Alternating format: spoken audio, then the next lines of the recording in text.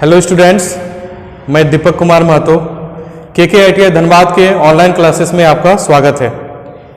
पिछले क्लास में हम लोगों ने फिटर ट्रेड के एक इम्पॉर्टेंट चैप्टर के बारे में डिस्कस किया था, जिस चैप्टर का नाम है मार्किंग एंड मार्किंग टूल, जिसमें मैंने आपको बताया था कि मार्किंग किसे कहते हैं, मार्किंग करने के क्या क्या उद्देश्य होते हैं, मार्किंग मीडिया कितने तरह के होते हैं और मार्किंग करने की कौन कौन सी विधियां होती है। उसी क्लास को आगे बढ़ाते हुए आज हम लोग मार्किंग टूल के बारे में डिस्कस करेंगे। मार्किंग टूल यानी कि वैसे औजार जिन औजारों के माध्यम से वर्कपीस के सतह पर मार्किंग किया जाता है, उन औजारों को मार्किंग टूल्स कहा जाता है। मार्किंग टूल्स कई तरह के आते हैं। आज मैं आपको एक मार्किंग टूल के बारे में बताऊंगा जिसका नाम है स्क्राइबर।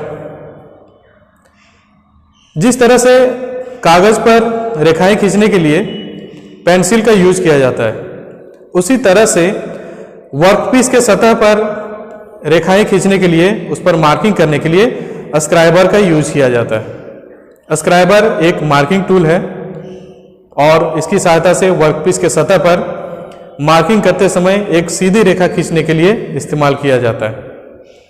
स्क्राइबर को हाई कार्बन स्टील से बनाया जाता है और उसके एक या दो तरफ पॉइंट बनाए जाते हैं ग्राइंडर पे घिस करके।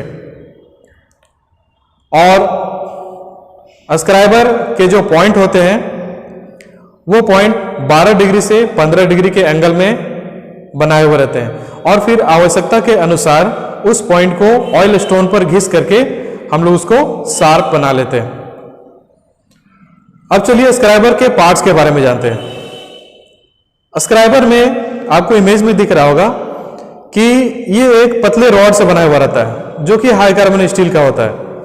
इसके इस साइड पे एक स्ट्रेट पॉइंट बना हुआ रहता है और उसके बाद ये जो पूरा हिस्सा होता है ये इसका बॉडी कहलाता है, जिस पर छोटे छोटे दांत कटे हुए रहते हैं, जिसे नर्लिंग कहा जाता है। नर्लिंग करने का मकसद ये होता है कि जब हम लोग स्क्राइबर से मार्किंग करते हैं, उस टाइम पे हाथों से जब स्क्राइबर को पकड़ा जाता है तो पकड़ मजबूत बनाने के लिए उस पर नर्लिंग किया जाता है, ताकि ग्रिप अच्छा बना हुआ रहे और स्क्राइबर हमारा बैलेंस में चले। उसके बाद में स्क्राइबर का ये जो पॉइंट है, जिसे 90 डिग्री के एंगल में बेंड किया हुआ है, इसे बेंड पॉइंट कहा जाता है। तो ये स्क्राइबर के पार्ट्स होते हैं। अब यूज के अनुसार स्क्राइबर को कई तरह के बनाए जाते हैं। चलिए हम लोग जानते हैं कि स्क्राइबर कितने तरह के होते हैं। सबसे पहले नंबर पर है स्ट्रेट स्क्राइबर। इस स्क्राइबर